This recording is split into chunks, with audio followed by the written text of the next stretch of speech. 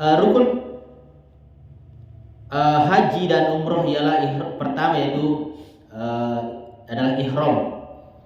Ya, ihram yaitu niat masuk ke salah satu dari dua ibadah haji dan umroh.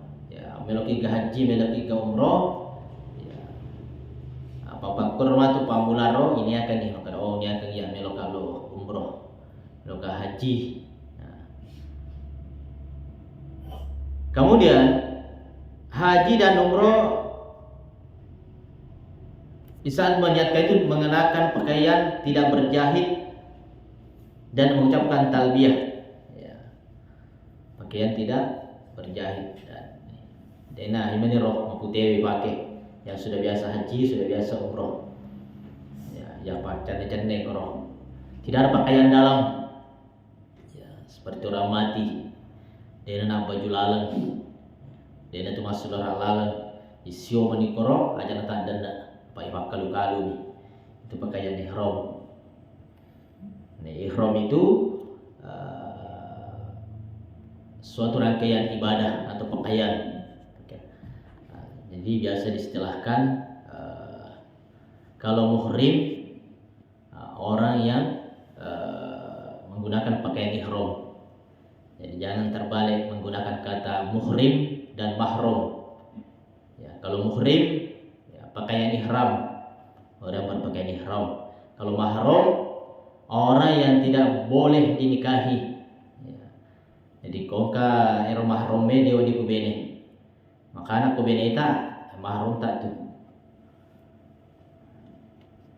Apa tanya mahram tak itu bene tak? Nah sebab odeng kubene. Ya, jadi ku mahram tawe tidak di kubene. Nah, kita lanjut. Kewajiban ihram.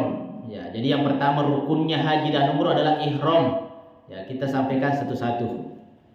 Ya, untuk sebagai ya langkah-langkah mudah-mudahan Allah mudahkan kita haji atau umroh. Yang pertama, yang dimaksud dengan kewajiban ihram ialah seluruh amal perbuatan yang jika ditinggalkan maka orang yang meninggalkannya harus membayar denda tawe ya. Atau berpuasa 10 hari ya jika tidak mampu membayar dam ya. Kamatu aturan nama tokoro dena sampai pegau irunange beberapa kewajiban nama tu denda ki kamaja ki ya ekoki puasa ya pidye.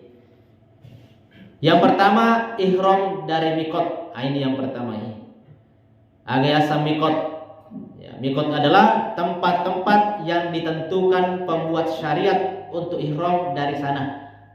Awal pertama kita melakukan ihram misalnya dari hotel, turun jalan sebelum masuk ke Masjidil Haram areanya ada namanya mikot. Titik pertama niat untuk ihram, niat untuk haji atau umroh. Ya, ihram penting itu. Ya kode ini Pak Guru jamaah kalau umroh ya pergi saja jalan-jalan. Ya. Kalau tidak paham betul ibadah, karena ini ibadah. Ya. Tapi tetap ada yang membimbing.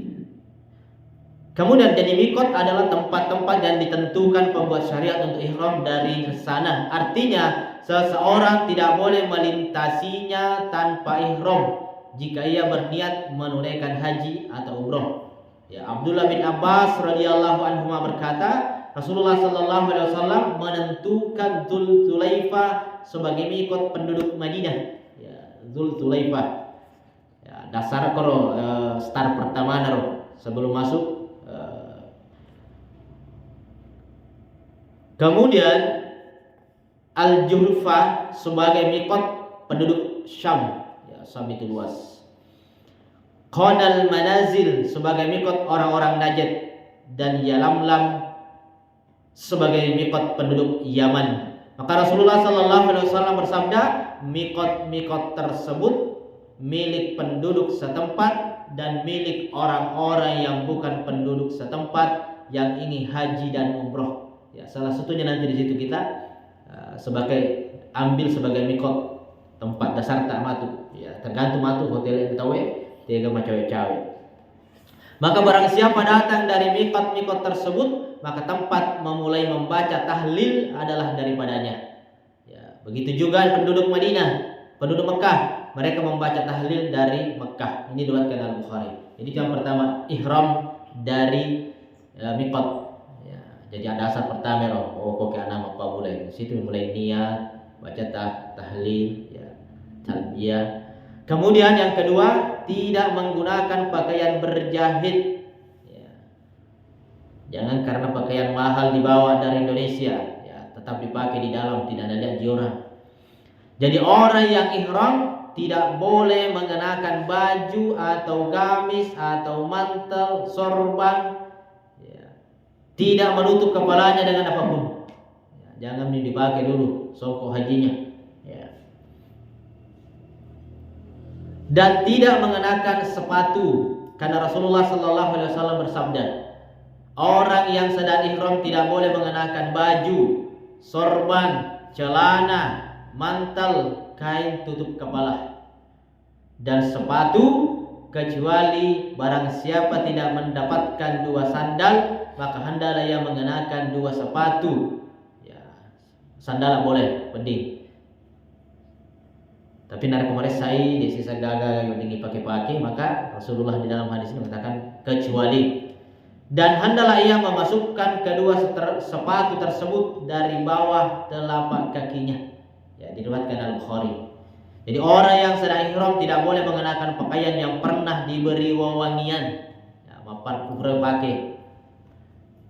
Wanita tidak boleh mengenakan cadar dan tidak boleh menggunakan sarung tangan. Karena Imam Bukhari meriwayatkan hadis yang melarang itu semua. Jadi polos betul. Nah, ini pakaiannya. Ya, kecuali nanti perempuan lebih banyak pakaiannya. Itu yang kedua kewajibannya. Yang ketiga talbiyah. Nah, ini ucapan-ucapannya. Labbaik Allahumma labbaik dan seterusnya. Ya. Itu dibaca. Orang yang ihram mengucapkan talbiyah ketika memulai ihramnya di miqat. Ya, itu tadi start pertama memulai labbaik Allahumma labbaik. Ya, kelo-kelo dikero. Aja na pada budaya video di boleh Indonesia letu sih. Letu sih baca. Ya, makanya belajar syariat. Ya, kita mulai ihramnya. Dan ia disunahkan mengulang-ulangnya. Meninggikan suaranya, ya semangat, labbaik Allahumma labbaik, dan mengucapkannya pada momen-momen tertentu, misalnya turun atau naik ke kendaraan atau salat atau selesai salat atau bertemu dengan temannya. Pokoknya itu kalimat-kalimat yang kita sering pakai, kalimat-kalimat talbiyah, metode ciri khas dari ibadah haji dan umroh. Nah, itu diantara kewajiban ihram. Di sini ada 3. Ya. Ihram dari miqat, tidak menggunakan pakaian berjahit, membaca atau berzikir dengan talbiyah. Ya, mudah-mudahan ini bermanfaat bagi kita semua dan bisa kita pahami, ya, dan mudah-mudahan bisa kita praktekkan nanti di Arab Saudi atau di Baitullah. Amin ya rabbal alamin. Insyaallah pertemuan berikutnya ada sunnah ihram, larangan ihram, perlu semua. Ya. Kemudian nanti setelah ihram selesai ada tawaf dan lain sebagainya. Saya akhiri, subhanakallahumma bihamdika asyhadu an la ilaha illa anta astaghfiruka wa atubu ilaik. Assalamualaikum warahmatullahi wabarakatuh.